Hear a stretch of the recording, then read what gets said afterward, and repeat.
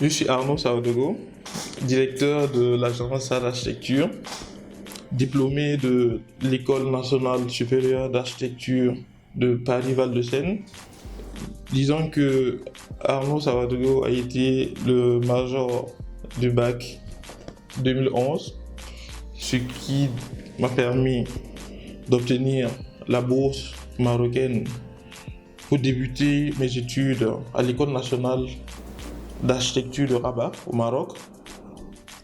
Donc j'y ai fait 2 années, à l'issue desquelles j'ai été major de promotion et grâce à cela j'ai pu continuer, poursuivre mes études à Paris.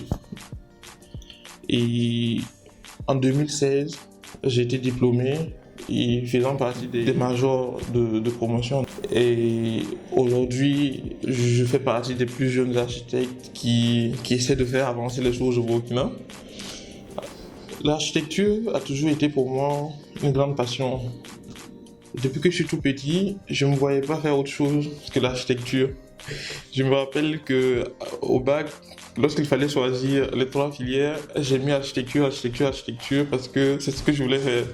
Et je savais au fond de moi qu'il y avait une seule bourse qui permettrait à une seule personne d'aller au Maroc à l'époque.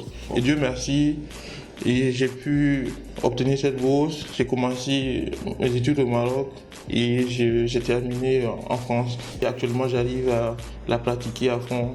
Je suis ingénieur, disons que c'est le premier grand concours d'architecture en Afrique, ce qui fait que c'était avec beaucoup d'enthousiasme quand, en tant qu'étudiant, on a voulu participer déjà pour tester nos compétences, compétir en fait avec d'autres élèves architectes. Et en même temps, c'était aussi notre façon de toucher un sujet sensible aussi de notre pays. Je me souviens que notre projet, en fait, c'était comment transformer et aménager en fait les bordures là, du grand canal de Ouagadougou pour en fait que ce soit une zone qui puisse en fait apporter un souffle en fait aux habitants, et transformer ça en espace paysager avec pas mal d'activités ludiques, des activités culturelles et tout. Donc c'était carrément un projet assez ambitieux et c'est vrai que Archi Ingénieur est passé, mais avec mon collaborateur de l'époque, on essaie de voir comment on peut pousser le projet à bout et pourquoi pas avoir des financements auprès des autorités pour que le projet se réalise un jour. Donc je pense que Archi Ingénieur nous a permis aussi de nous faire connaître sur la scène nationale et internationale aussi, qui fait que voilà, il y a pas mal de portes aussi qui se sont ouvertes progressivement lorsqu'on est rentré. Il y en avait déjà qui nous connaissaient, qui avaient déjà vu notre proposition et qui nous trouvaient déjà très intéressants. Les opportunités dans le domaine de l'architecture au Burkina Faso sont assez nombreuses parce que au Burkina, jusqu'à présent, on n'est pas plus de 300 architectes et nous connaissons tous la situation socio-économique du Burkina. Et c'est un pays comme pas mal d'autres pays de la sous-région, c'est un pays en construction. Et ce qui fait qu'on aura forcément besoin de professionnels du métier pour planifier. Parce qu'une ville, ça ne se construit pas du tic au tac, mais c'est des planifications. Donc on a besoin de professionnels. C'est vrai que ces dernières années, la situation stagne un peu, mais je pense que les choses vont beaucoup s'améliorer dans les prochaines années à venir. Donc les architectes auront beaucoup à faire pour que le Burkina Faso puisse de façon sereine entamer en fait la voie du développement. Ma plus belle réussite professionnelle, c'est d'avoir déjà réussi à mettre en place ma société, mon cabinet d'architecture. Il date cela 2 ans, en ne partant pas forcément de grand chose, et de travailler, d'avoir réussi quand même à la faire grandir. Et à ce jour, nous avons quand même pu remporter quand même quelques prix assez intéressants qui font que un architecte en fait sera toujours motivé pour produire pour innover et aller toujours vers l'avant. Notamment, nous avons remporté le premier prix en fait pour la construction du siège de l'ordre des architectes, donc, dénommé Maison de l'architecte. Et c'est pour nous un signal fort pour montrer que on a beaucoup de choses encore à faire dans ce pays et on en est capable. Donc c'est pas quelque chose sur lequel on va se reposer pour ne plus travailler, mais c'est un signal, c'est vraiment un premier pas vers vraiment de grandes choses. Je peux encourager quelqu'un qui souhaite faire de l'architecture si toutefois c'est vraiment sa passion. Donc je pense que en architecture, comme dans d'autres métiers comme la photographie, la médecine, etc., il faut l'amour même du métier d'abord. Parce que beaucoup pensent que être architecte, c'est brasser beaucoup de millions, beaucoup de milliards. Oui, mais je me dis que dans toute chose, lorsqu'il y a la passion, il y a l'amour du métier. Quoi qu'on fasse, je me dis qu'on pourra quand même réussir à impacter, ne serait-ce que un tout petit peu en fait, son domaine et arriver quand même à grandir.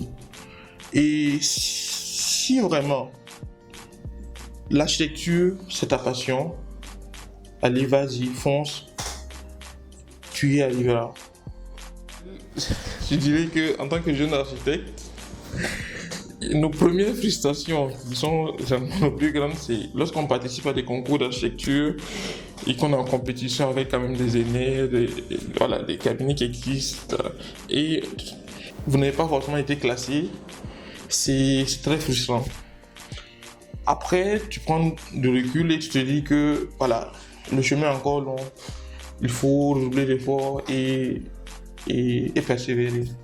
Voilà. Donc, lorsqu'il y a un concours d'architecture et que tu te donnes corps et âme, et voilà, à la fin, tu te rends compte que les choses ne se sont pas passées exactement comme tu aurais souhaité, c'est vraiment frustrant. Et souvent, c'est très décourageant parce que ceux qui connaissent les concours d'architecture, on peut faire 2 jours, 3 jours au bureau, on ne dort pas. Mais après, ça frustre beaucoup, quoi. Mais bon, après, on reprend le souffle et puis on essaie de se battre davantage. Moi, pour une réussite durable, il faut 3 choses essentielles. C'est le travail, le relationnel et la rigueur. Le travail déjà va te donner de la sérénité. C'est-à-dire que au fond de toi, tu sais que quel qu'en soit le travail qu'on va te confier dans ton domaine, tu pourras le gérer. Mais ça ne suffit pas, puisque ça ne te permettra pas forcément d'avoir des projets, des marchés. C'est ta capacité relationnelle qui va faire de telle sorte que des gens auront confiance en toi, qui vont te recommander pour qu'on te confie des projets. Donc ça, c'est très important.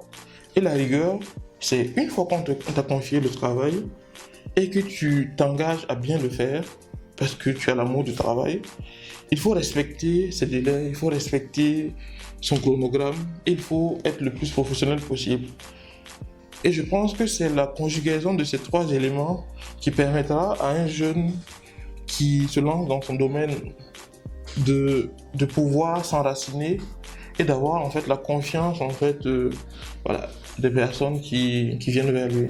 Et pour tout jeune entrepreneur qui se bat en fait pour enraciner sa société dans le milieu, son plus grand souhait, c'est de voir sa société continuer à grandir.